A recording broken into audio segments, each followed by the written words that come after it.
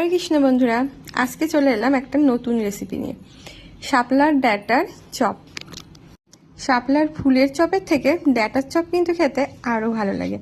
চলুন তবে শুরু করা যাক আজকের রেসিপি। প্রথমে আমি শাপলার ডাঁটাগুলো লম্বা লম্বা করে বানিয়ে একটা কাঠির মধ্যে ঠিক এইভাবে একটার পর একটা গেঁথে নিয়েছি। ঠিক ভেলা যেমন দেখতে হয় ওইভাবে তৈরি করে নিয়েছি। এবার জলের মধ্যে অল্প লবণ দিয়ে এগুলো জলের মধ্যে চুবিয়ে রেখে দেবো প্রায় 1 ঘন্টা। এবার বেসনের ব্যাটার তৈরি করে নেব।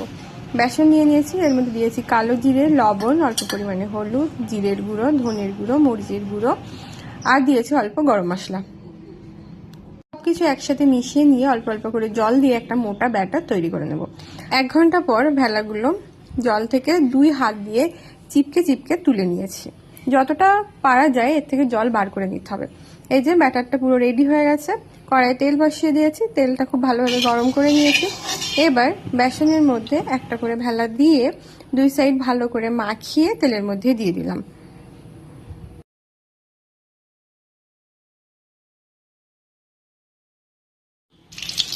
এবার চপের উপরে তেল দিয়ে দিচ্ছি যাতে চপটা ভালোভাবে ফুলে ওঠে।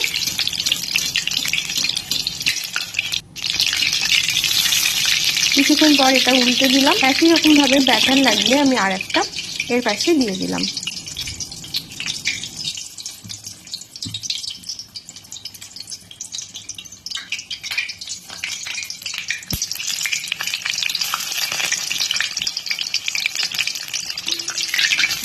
এবার আমি এগুলো মিডিয়াম আছে আস্তে আস্তে ভেজে নেব।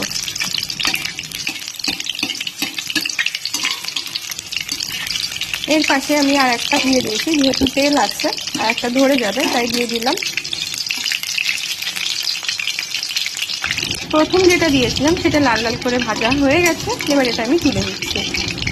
ঠিক একই রকম ভাবে বাকিগুলো সব লাল লাল করে আমি ভেজে নেব।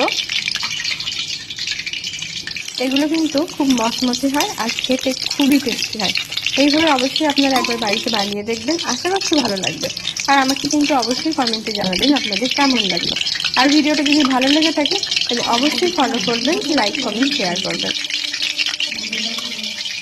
দেখুন বন্ধুরা, সবগুলো ভেজে আমি তুলে নিয়েছি। কত সুন্দর লাগছে তাই না দেখতে? খেতেও ঠিক এতটাই সুন্দর হয়। আজ এই পর্যন্তই, আবার আসবো একটা নতুন রেসিপি নিয়ে। হরি বল।